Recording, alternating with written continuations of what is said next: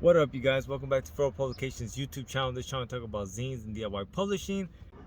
And today I'm at a pop-up event with my wife. It's something that I think that all zinesters and DIY publishers have to get used to. I think it's one of those things that really does help to go to Comic-Cons and Zine Fest and things like that, and really learning to engage with the community that likes independent publishing, DIY kind of stuff. And it's the same thing. I think my wife's going part of a learning curve on how she wants to set up her booth and all that good stuff. But it's definitely shit that I think is fun and interesting for zinesters. Something that I know I haven't been really good at tabling, but I just seen the homie Gina, who does Your Barista Hates You comic strip. She has a banner, all kinds of shit, man. And this tabling thing really goes really deep, and there's a whole science to it. But definitely the pop events are really fun to see this shit.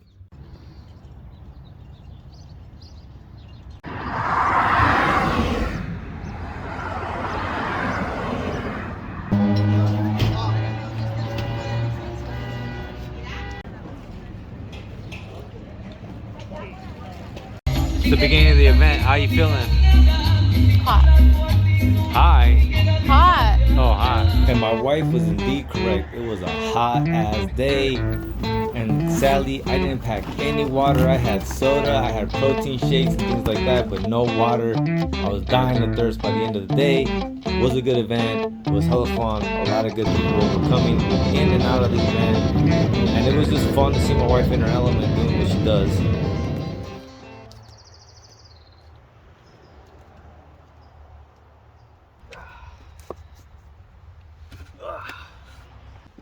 So we just got back from the event, right? Next day, it's the morning. I'm chilling, having a cup of coffee before I start all the madness that you have to do. And I thought, like, I've never actually talked about tabling.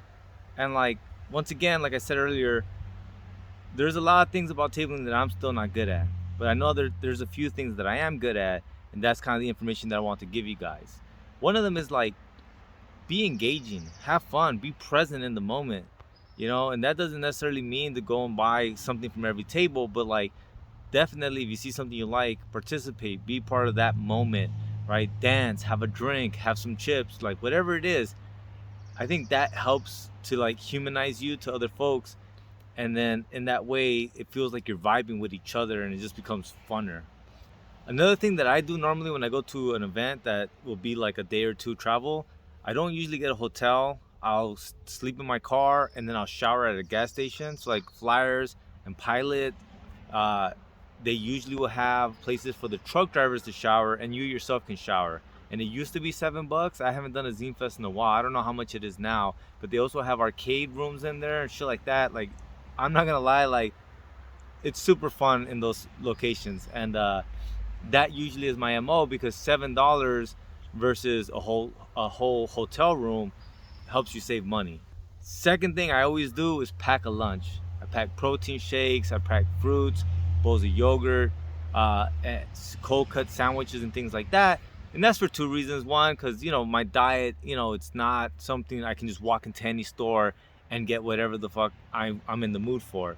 And so that also like helps me to not go hungry looking for something that I can eat. And secondly, it also helps me because then I don't waste money on food, unless, you know, like I said, I'm in the moment, I'm vibing or whatever, and then I'm like, yeah, let me get a brew, let me get, you know, some vegan pastries or whatever they might have at the event, you know, which, like, once again, being vegan, it's not always the easiest thing to find food. You don't always know where you're gonna end up and what kind of food options you're gonna have available for you. But those are the tips that I have for you guys if you're tabling, right?